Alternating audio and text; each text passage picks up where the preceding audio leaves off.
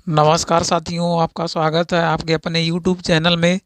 आज हम आपके लिए लेकर आए हैं भारतीय अर्थव्यवस्था यानी कि इंडियन इकोनॉमी, जो कि बेहद ही इम्पॉर्टेंट है आगामी लेखपाल के लिए।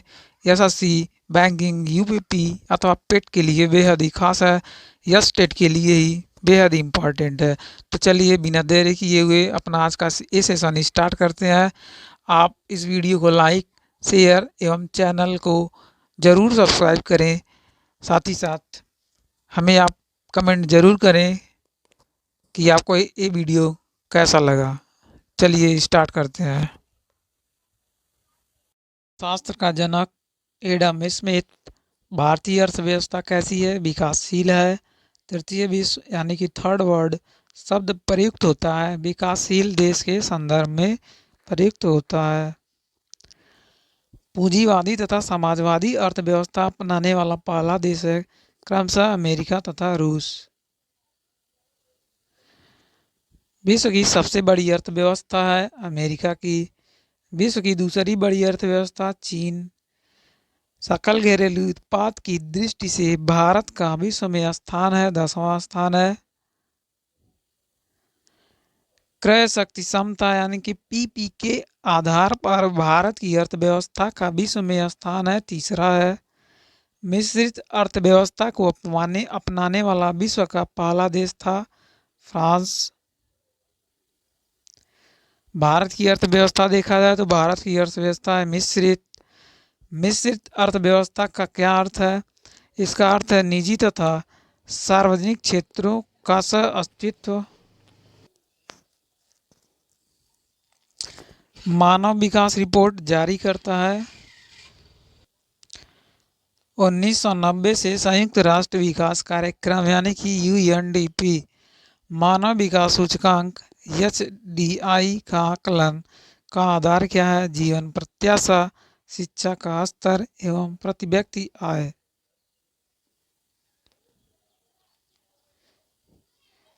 एचडीआर 2016 के अनुसार मानव विकास मामले में भारत का स्थान है 131वां। इसमें 188 देशों ने प्रतिभाग किया था। मानव विकास रिपोर्ट 2016 के अनुसार मानव विकास मामले में प्रथम तथा अंतिम स्थान किसका है? नॉर्वे तथा मध्य अफ्रीकी गणराज्य का। भारत की पहली मानव विकास रिपोर्ट यानी कि एचडीआर जारी की गई थी अप्रैल 2002 में। भारत के मानव विकास रिपोर्ट को जारी करता है कौन करता है? योजना आयोग करता है। राज्य स्तरीय मानव विकास रिपोर्ट जारी करने वाला भारत का पहला राज्य था मध्य प्रदेश। सर्वप्रथम राष्ट्रीय आय का आकलन किया गया था 1868 में दादा भाई नौरोजी के द्वारा। राष्ट्रीय आय समिति का गठन अगस्त 1949 में हुआ था।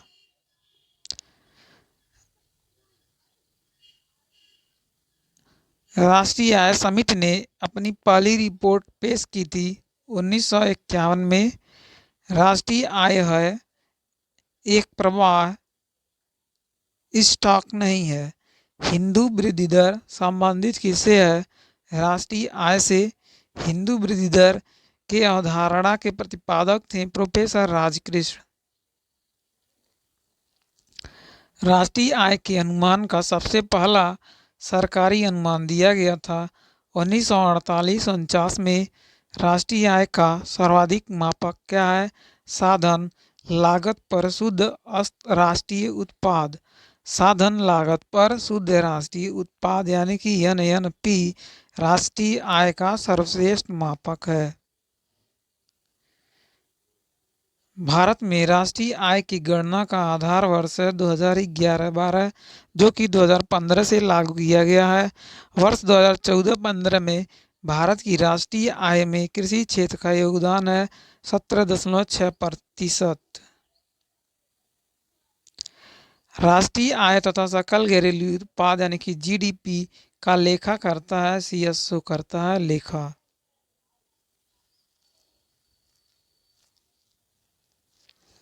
राष्ट्रीय आय में सर्वाधिक योगदान है किसका है? तृतीय क्षेत्र का जो कि सेवा क्षेत्र से संबंधित है, केंद्रीय सांख्यिकी संगठन सीएसओ की स्थापना हुई थी 2 मई 1951 में। केंद्रीय सांख्यिकी संगठन ने पहली देशव्यापी आर्थिक गणना कराई थी 1977 ईस्वी में। सीएसओ का मुख्यालय देखा जाए तो यह नई दिल्ली में है इसका मुख्यालय। भारत में जीडीपी यानी कि सकल घरेलू उत्पाद में सर्वाधिक योगदान वाला राज्य है महाराष्ट्र। राष्ट्रीय लेखा सांख्यिकी कहलाता क्या है? श्वेत पत्र।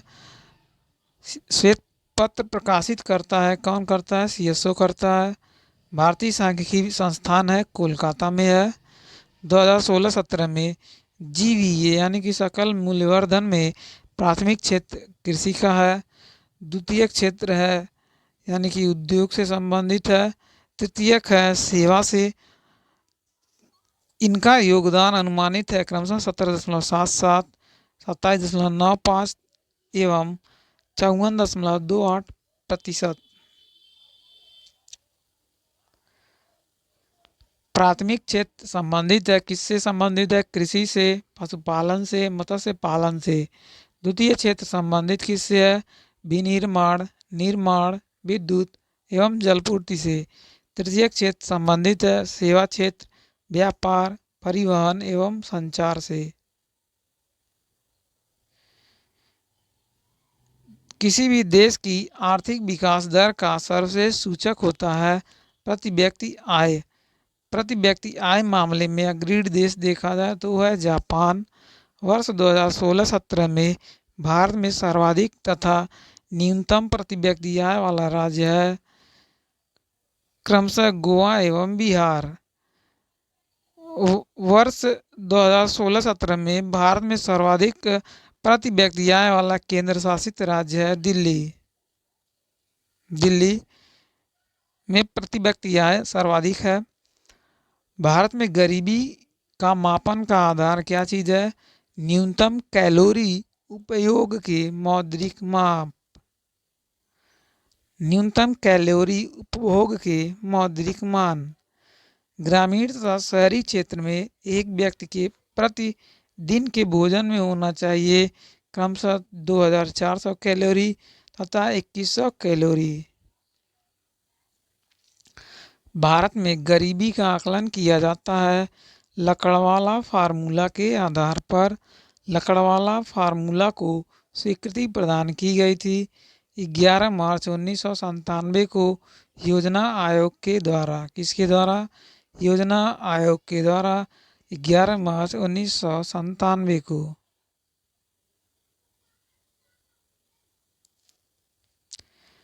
अन्त्योदय कार्यक्रम का उद्देश्य है गरीबों में सबसे गरीब की सहायता करना। अंत्योदय का उद्देश्य है अंत्योदय कार्यक्रम का।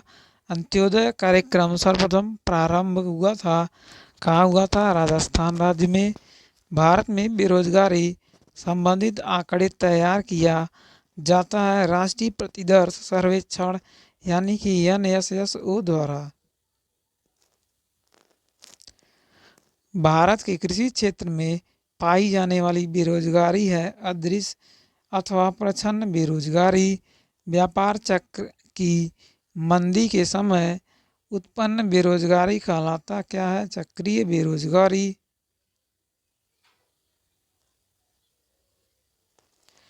भारत में बेरोजगारी का स्वरूप है संरचनात्मक। ग्रामीण क्षेत्रों में पाई जाने वाली बेरोजगारी क्या है? मौसमी बेरोजगारी कृषि क्षेत्रों से संबंधित है।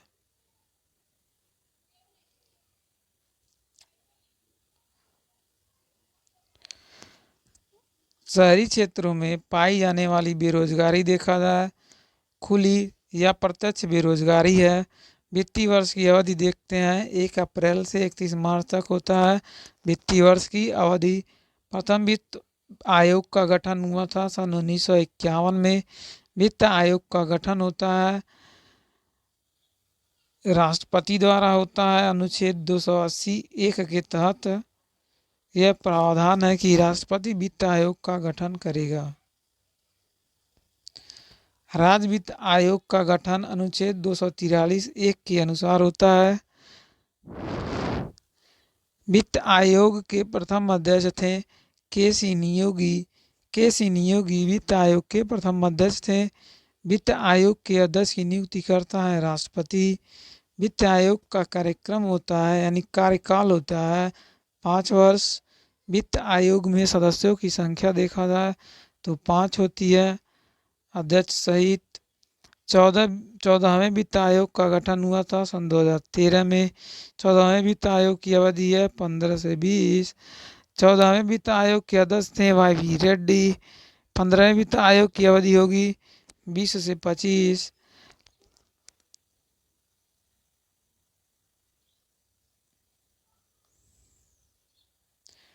15वें वित्त आयोग के अध्यक्ष हैं एन के सिंह। वित्त आयोग का मुख्य कार्य क्या है? केंद्र तथा राज्य के बीच राजस्व का बंटवारा करना है। केंद्र एवं राज्य के बीच राजस्व का बंटवारा। 7वें वेतन आयोग का गठन किया गया था फरवरी 2014 में। 7वें वेतन आयोग के अध्यक्ष थे अशोक कुमार माथुर। अब देखिए योजना आयोग का गठन हुआ था 15 मार्च 1950 को। 1946 में गठित नियोगी समिति के सिफारिश पर योजना आयोग का प्रस्ताव दिया था। जॉन मथाई ने दिया था इसका प्रस्ताव। योजना आयोग संस्था थी, गैर संवैधानिक थी। योजना आयोग का अध्यक्ष होता था प्रधानमंत्री होता था। योजना आयोग के प्रथम अध्यक्ष एवं उपाध्यक्ष थे क्रमशः पंडित जवाहरलाल नेहरू एवं गुलजारीलाल नंदा। योजना आयोग के अध्यक्ष पंडित जवाहरलाल नेहरू, उपाध्यक्ष गुलजारीलाल नंदा। योजना आयोग के अंतिम अध्यक्ष एवं उपाध्यक्ष क्रमशः नरेंद्र मोदी एवं मोन्टेक सिंह अहलूवालिया। योजना आयोग के अंतिम अध्यक्ष थे नरेंद्र मोदी और मोन्टेक सिंह अहलूवालिया उपाध्यक्ष। योजना आयोग के स्थान पर किस नई संस्था का गठन हुआ था? नीति आयोग यानी कि NITI फुल फॉर्म है national institution for transforming India. NITI Aayog. NITI Aayog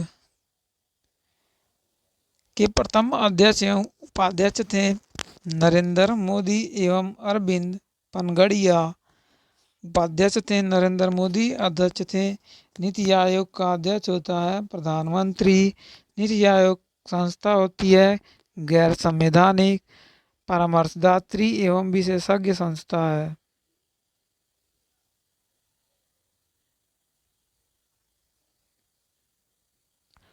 योजना आयोग द्वारा इंडिया विजन 2020 का दस्तावेज प्रस्तुत हुआ था 23 जनवरी 2003 को। इंडिया विजन 2020 में सकल घरेलू उत्पाद यानी कि GDP लक्ष्य निर्धारित किया गया था 9%। सुपर कैबिनेट के रूप में किसे जाना जाता है? तो है राष्ट्रीय विकास परिषद। राष्ट्रीय विकास परिषद यानी कि NDC का गठन हुआ था 6 अगस्त 1952 को। 6 अगस्त 1952 को NDC का गठन किया गया था। NDC संस्था है गैर संवैधानिक है। NDC का अध्यक्ष होता है प्रधानमंत्री। ये था हमारा आज का आखिरी पॉइंट। आपको कैसा लगा हमें कमेंट ज़रूर करें। साथ ही साथ वीडियो को शेयर, लाइक एवं सब्सक्राइब जरूर करें। धन्यवाद।